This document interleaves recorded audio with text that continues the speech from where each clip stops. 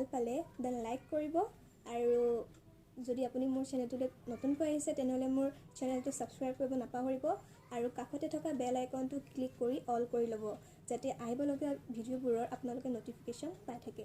Thanks for ৱাচিং মাই video' বাই।